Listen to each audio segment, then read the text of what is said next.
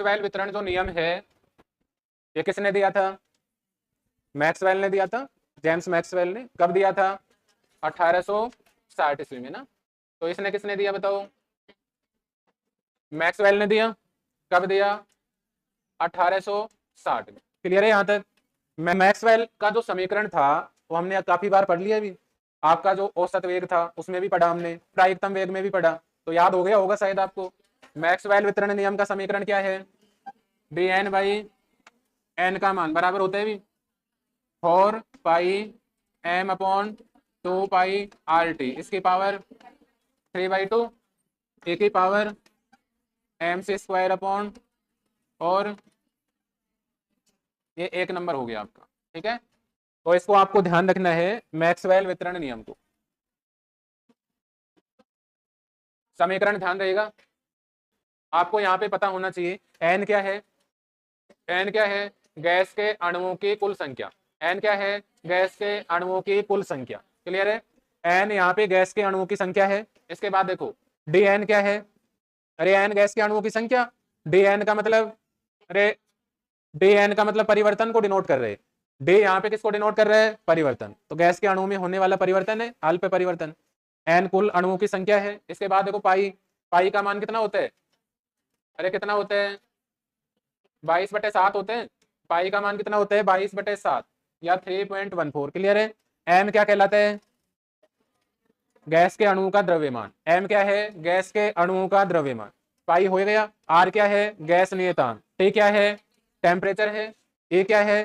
चरघातांकी पद। ए क्या है? चरघातांकी पद, इंग्लिश में कहते हैं एक्सपोनेंशियल फैक्टर। क्या कहते हैं? Exponential factor. क्लियर है? इसके बाद में सी क्या है? अणुओं का वेग है। सी क्या है? अणुओं का वेग है।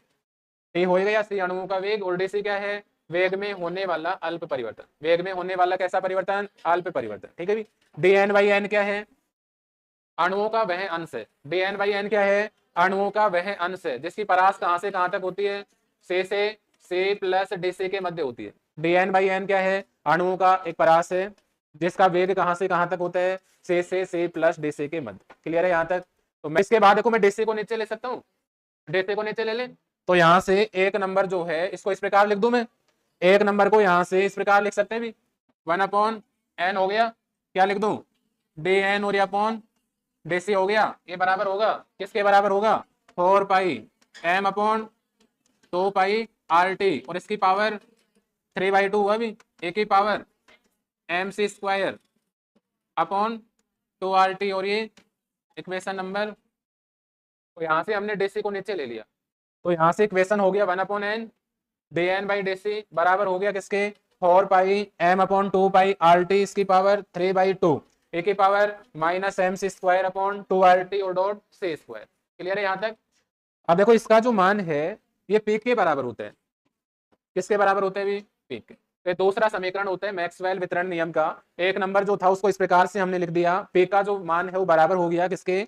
1/n D N by D C बराबर हो गया 4 pi M upon 2 pi R T की पावर 3/2, ए की power minus M C square upon 2 RT dot C square. और इसका मान किसके बराबर है? पी के। पी को हम कौन सा वेग कहते हैं? प्रायिकतम वेग। कौन सा वेग होता है? प्रायिकतम वेग, प्रोबेबिलिटी वेलोसिटी। ठीक है भी, इसका जो मान है वो पी के बराबर होता है। तो ये मैक्सवेल वितरण का जो नियम है इसका दूसरा रूप है। क्लियर है यहाँ तक? अरे क्लियर है?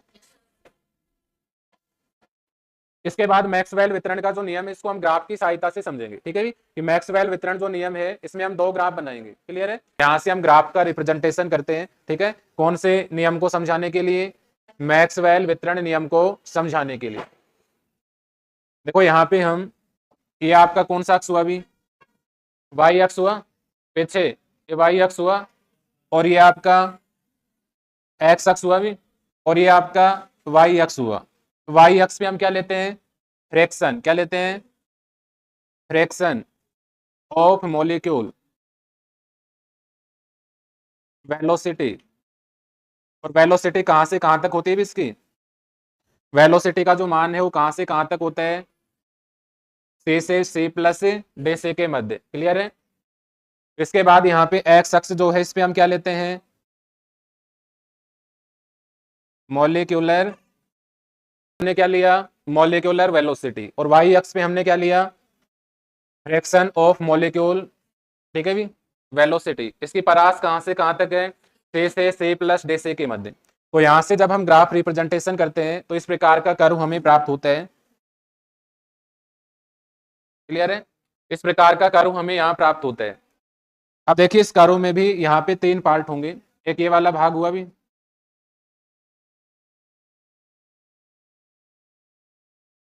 यहाँ से 3 प्रकार के वेग थे आपके, कितने वेग थे भी, 3। तो यहाँ से देखो कौन कौन से वेग होंगे आपके, ये वाला जो वेग होगा ये किसके लिए होगा, अरे किसके लिए, ये पहला कौन सा था आपका, वर्ग माध्य मूल वेग, ठीक है, तो ये किसके लिए होगा, वर्ग माध्य मूल वेग होगा, ठीक है। इसके बाद में दूसरा जो है किसके लिए होगा, औसत वेग के लिए होगा, ये औसत वेग हुआ भी। और ये वाला जो है किसके लिए होगा, प्रायिकतम वेग होगा, कौन सा वेग होगा भी, प्रायिकतम वेग होगा, ठीक है। तो यहां से तीनों प्रकार के आणविक जो वेग हैं उनके मध्य में हमने ग्राफ का रिप्रेजेंटेशन किया। आपका पहला था वर्ग माध्य मूल वेग, दूसरा क्या था, औसत वेग, और तीसरा क्या था, प्रायिकतम वेग। देखिए वर्ग माध्य मूल वेग जो है इसको हम किससे डिनोट करते हैं, किससे डिनोट करते हैं, से करते हैं भी, से डिनोट करते हैं। आपका औसत जो वेग है इसको किससे डिनोट करते हैं, से बार से डिनोट करते हैं भी। और प्रायिकतम जो वेग है उसको हम किससे डिनोट करते हैं, एल्फा से डिनोट करते हैं, किससे डिनोट करते हैं, एल्फा से। ये हमने पढ़े हैं भी, तीनों जो आणविक वेग हैं इनको हमने डिटेल से पढ़ा है। क्लियर है।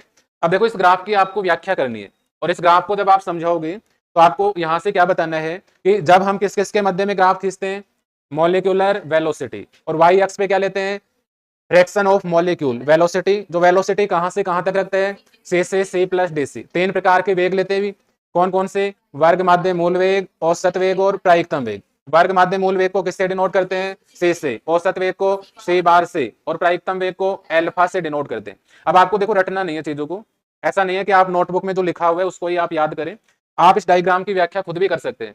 देखो यहां से क्या हो रहा है आप ही बताएंगे मेरे को, यहाँ पे मोलिकुलर वेलोसिटी का मान क्या है, अरे इधर मोलिकुलर वेलोसिटी का मान क्या है, ओरिजिन बिंदु पे 0 होगा, ठीक है। लेकिन जैसे जैसे मोलिकुलर वेलोसिटी का मान बढ़ा रहे हैं अपन, मोलिकुलर वेलोसिटी का मान बढ़ा रहे हैं भी, ठीक है। तो बताओ क्या हो रहा है, फ्रैक्शन ऑफ मोलिकुलर वेलोसिटी है से C प्लस डी सी, इसका मान क्या हो रहा है, निरंतर बढ़ रहा है भी, अरे निरंतर क्या हो रहा है, बढ़ रहा है। तो मोलिकुलर वेलोसिटी का मान जब कम होता है तो आपका फ्रैक्शन का जो मान है वो भी कम होता है। लेकिन जैसे जैसे हम मोलिकुलर वेलोसिटी का मान इंक्रीज करते जाते हैं वैसे वैसे फ्रैक्शन वेलोसिटी का जो परास है से C प्लस डी सी, उसका मान भी बढ़ता जाता है। क्लियर है, पीछे यहां से बढ़ रहे, बताओ कहां तक बढ़ रहे हैं, एक मैक्सिमम वैल्यू को प्राप्त कर रहे हैं, अरे उच्चिष्ट मान को प्राप्त कर रहे हैं, और उस पर अणुओं का जो वेग होगा उसको हम क्या कहेंगे, प्रायिकतम वेग, क्या कहेंगे, प्रायिकतम वेग।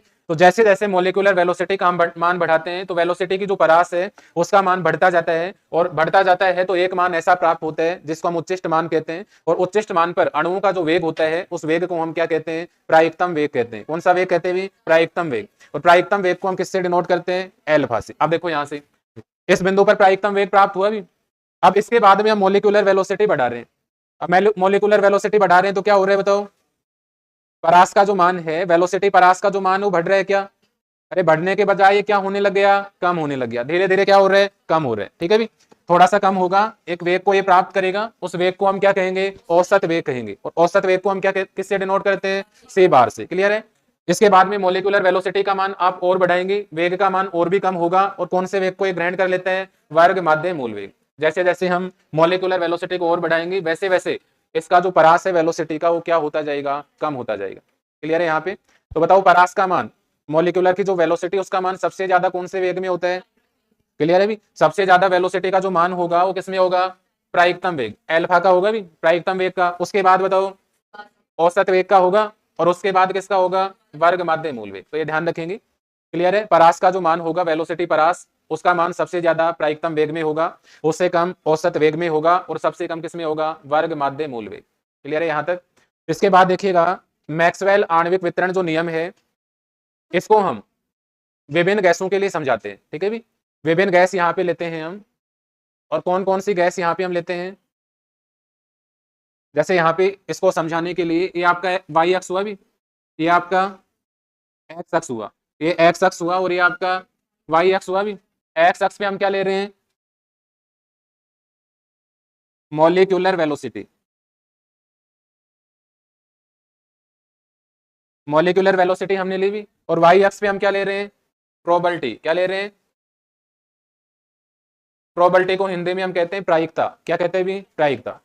तो यहां से हम विभिन्न प्रकार की गैसें लेते हैं, जैसे कौन कौन सी गैसें ले रहे हैं अपन, H2O, CO2, O2 और H2। ठीक है भी, विभिन्न प्रकार की गैसें हमने ली। कौन कौन सी गैसें यहाँ पे ली, H2O, CO2, O2 और H2। क्लियर है। तो यहां से जब हम ग्राफ का रिप्रेजेंटेशन करते हैं तो किस प्रकार का जो कर्व है हमें यहाँ प्राप्त होता है। तो यहां से देखिएगा, आप कर्व बनाएंगे तो इस प्रकार के कर्व हमें यहाँ प्राप्त होते हैं।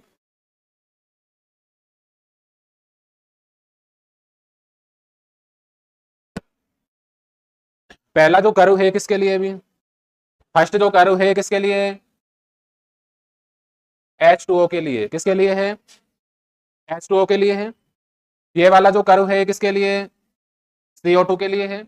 ये वाला कर्व O2 के लिए है, और ये वाला कर्व H2 के लिए। क्लियर है। तो यहां से दूसरा जो ग्राफ है वो आप समझाएंगे कौन से में, आणविक वेग वितरण जो नियम आपका मैक्सवेल का, उसमें किस किस के मध्य में ग्राफ बनाना आपको, मॉलिक्यूलर वेलोसिटी। मॉलिक्यूलर वेलोसिटी को हिंदी में क्या कहते हैं, मॉलिक्यूलर को कहते हैं आणविक, और वेलोसिटी को कहते हैं वेग। तो मॉलिक्यूलर वेलोसिटी को क्या कहते हैं, आणविक वेग। क्लियर है। वाई अक्ष पे हम प्रोबेबिलिटी लेते हैं प्रायिकता। तो यहां से जब हम ग्राफ खींचते हैं विभिन्न गैसों में, कौन कौन से गैसें हमने ली, H2O, H2, O2, CO2। तो इस प्रकार के कर्व हमें यहाँ प्राप्त होते हैं। क्लियर है यहाँ पे। अब इस कर्व की आपको व्याख्या करनी है, इस कर्व की व्याख्या आप कर सकते हैं। अब देखो, मॉलिक्यूलर वेलोसिटी का मान कम, प्रत्येक ग्राफ में सभी में देखो आप, मॉलिक्यूलर वेलोसिटी है इसका मान पहले कम है। जैसे जैसे मॉलिक्यूलर वेलोसिटी का मान आप बढ़ा रहे हैं, मॉलिक्यूलर वेलोसिटी का मान आप बढ़ा रहे हैं, तो बताओ प्रोबेबिलिटी का मान बढ़ रहा है। प्रोबेबिलिटी का मान क्या हो रहा है, बढ़ रहा है। सबसे ज्यादा प्रोबेबिलिटी बताओ कौन सी गैस की है, क्लियर है।